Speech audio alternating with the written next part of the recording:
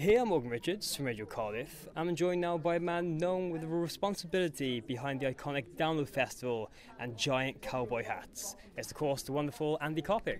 Good to see you. Sorry, I haven't got my cowboy hat today.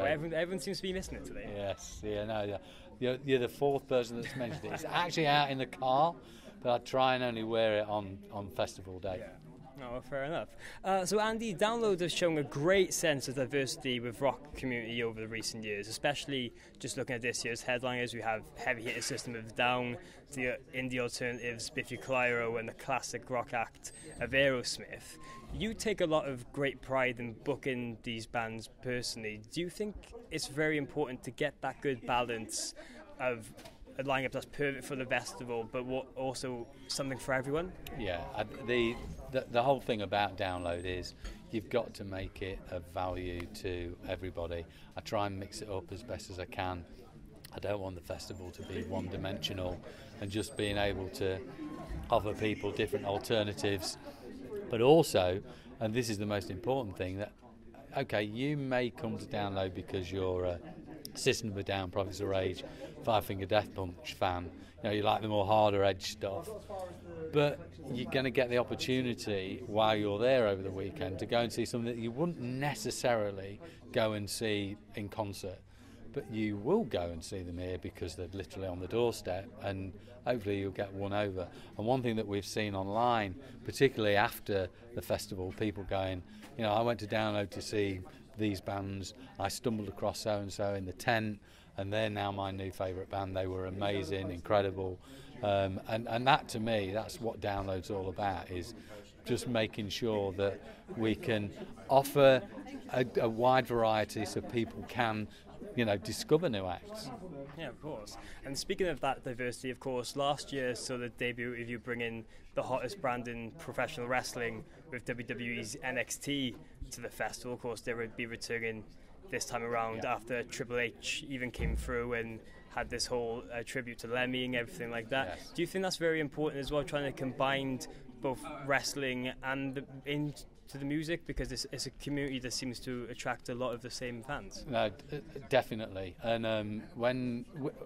actually, in the very first Download in 2003, we did have wrestling back then. But what we've seen over the years is that wrestling, or that community, or the same fans, are very, very similar. And the guy that I work with in the Download office, Dave Bradley, he's big into his wrestling, and he came with the idea. He'd been talking to Triple H and everybody from the WWE team, and we pulled it off. And to have him at Download, Triple H at Download last year, and launching NXT, it was something that I felt that we should have again. I'm overjoyed that they've decided to come back again this year. Obviously, we've got Chris Jericho with Fozzy playing on the Sunday on the main stage, so you never know, he might suddenly appear on the NXT stage. So, you know, it's really good. It's something a bit different. I know it's not to everybody's taste, but we just think that it's some additional added value to the festival. Yeah, of course. And as you mentioned, you have Chris Jericho's Fozzy, but you also have Mark Andrews with his band Junior. Representing yes, I'd forgotten about that. Dave Bradley keeps reminding me about that. But that's the beauty of it, is the way that the worlds have like, you know, collided and just get on with one another. It's fantastic, really. It's a really good match for both scenes, and a really good match for the festival. Yeah, of course. And going back to the headliners, of course, this year marks Aerosmith's last ever UK performance at the event. Is it quite important for both Download and Donington to keep up with the legacy and have these really iconic moments and last performances that stand out like this? I think it's really important. I mean, obviously, you know, we had the Black Sabbath's last festival performance last year, and we're lucky in the sense that the bands a lot of the time come to us. This is what we want to do. I wouldn't say it makes my job any easier, because it's a big deal to put the bills together, but knowing that the acts actually do want to come and perform at Download is hugely important, and particularly if they're going to be doing something a bit special, whether it was Linkin Park doing Hybrid Theory, whether it was AC/DC finally playing festivals that they'd not done before back in 2010, Metallica coming and doing the Black Album, Aerosmith doing their thing. It's all those, I think, just add a little bit of additional gravitas to what the festival's all about. Okay, and finally, of course, there's always a lot of talk of future headliners and stuff like this. Of course, you're always way ahead, booking 2-3 years in advance sometimes. But is there any really younger acts you think are really ready to headline in the next couple of years?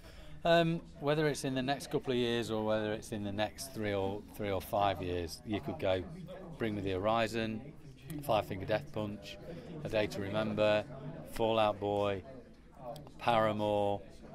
I mean, there's just some I've plucked out the sky already. There's maybe bands that haven't played at Download yet, maybe bands that haven't even formed yet that could potentially be a Download headliner in 5, 6, 7 years' time. You know, it can happen, and I would hope that you know, those bands will be out. I'm going to say the hope. Those bands will be out there. There's so many already on the cusp already that we would hope that over the, you know, short years that we'll start seeing them being bona fide headliners. Yeah, okay. Well, fantastic. Well, that's about it. Cheers, Andy. Great to talk to you. My pleasure. Thanks a lot. Cheers.